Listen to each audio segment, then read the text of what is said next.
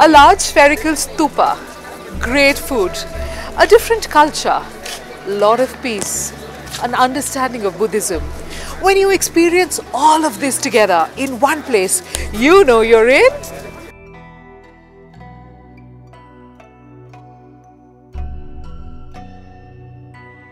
While this place may be on the travel wish list of thousands of devotees from all over the world, today I'm going to tell you 4 very important reasons why you should never ever visit Bodhanath.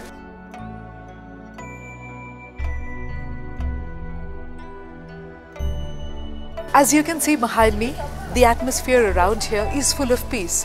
While there are thousands of people here all the time circumambulating and going about their daily chores, I can still feel an unparalleled sense of peace here. And that for me is truly marvelous. The moment I come here, I feel that all my senses are overtaken by this serene atmosphere. The sights that I see are of pigeons flying in the air, prayer flags fluttering around, and this gorgeous stupa in front of me. I can smell various kinds of incense coming from all the shops nearby, and I can hear Om Mani Padme Hum, the very sacred religious chant of the Buddhists. Further, just being here, rotating these prayer wheels, lighting the butter lamps or feeding the pigeons are activities that make time go slower or sometimes even stand still. When I come here, I experience an unparalleled sense of peace. There's a feeling of being connected. Something within me connects to something bigger than me, higher than me. And that is why I tell people not to visit Bodha. Because when you come here, the sense of peace is so blissful that you would hate to snap out of it. So, if you don't want to experience peace one and then have to hate to snap out of it, never ever visit Bodha. The stupa itself is a large structure. Each element has so much symbolism attached to it. As I walk around the stupa, I can feel the eyes of Buddha looking down at me. It's a feeling of almost being protected. The nose is the number 1 in the Devanagari script, which shows us that there's one way to reach enlightenment. There are beautiful prayer flags affixed here from the top to the edge of the stupa. While you may think that they're here for aesthetic purposes or to make the stupa look beautiful, that's not true. Each of these prayer flags is arranged in a particular order and it has a particular meaning. Blue stands for sky or knowledge, white for air or purity, red for fire or compassion, green for water or protection, and yellow for earth or wealth. Together, all these prayer flags symbolize balance. I remember many years ago, I was once here on the day that they were changing the prayer flags. I remember actually buying a set and writing my name and making sure that all my prayers were carried with the wind up to the heavens. I felt great, and I truly wish that one day you get a chance to try it too.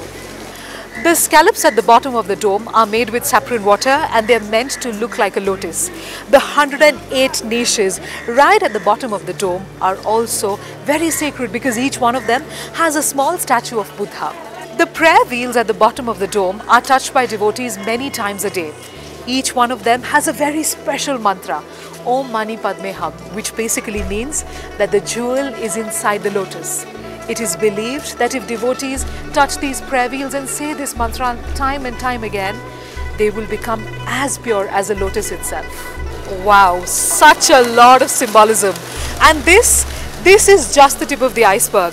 I remember when I came here for the first time, I was completely intrigued by all the jewels and secrets of this place. And I went back home and I read as much as I could about all the beauties of Bodha. But if you don't want to spend your entire day getting intrigued and getting curious and wanting to find out more about this place, you must never ever visit Bodha in your life. The architecture of this place is similar to a few others I've seen in Nepal. However, what sets Bodhanath apart is the fact that it's huge.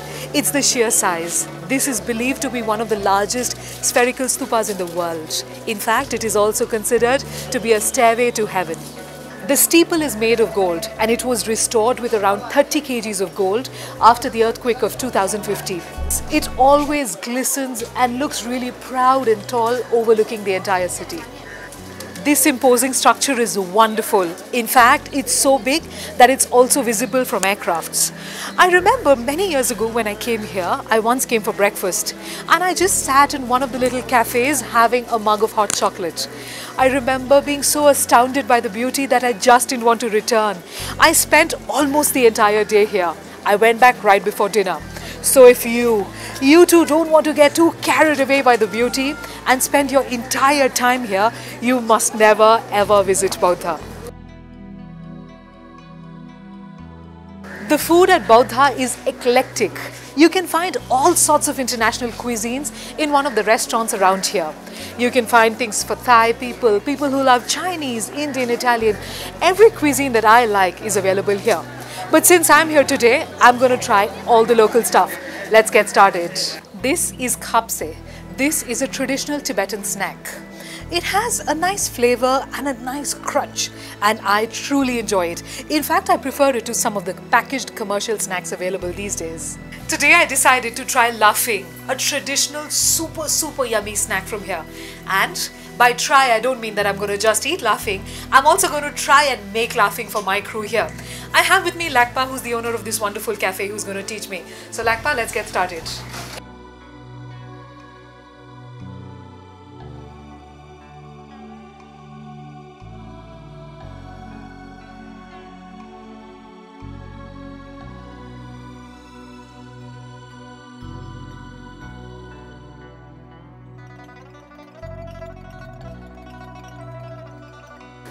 As you may guess, I'm really full. Not only did I eat khapse, but I also had laughing. But for me, truly the most amount of fun was actually making the laughing myself. If you don't want to get spoilt by having these delicacies that are not available ordinarily anywhere else in the world, never ever visit Baudha. I've had quite an unforgettable day. After all, Baudhanath is one of my favorite places in Kathmandu for a reason. Today, I lit some butter lamps, fed some pigeons, circumambulated and prayed a bit, and finally I made laughing. So, if you don't want to get lost in the peace of this place and snap out into reality, if you don't want to get lost in the architecture and the beauty of this place, if you don't want to get curious and intrigued about the jewels and gems of Buddhism, and finally if you don't want to have food from a place far away that you cannot replicate at home, you must never ever visit Baudha.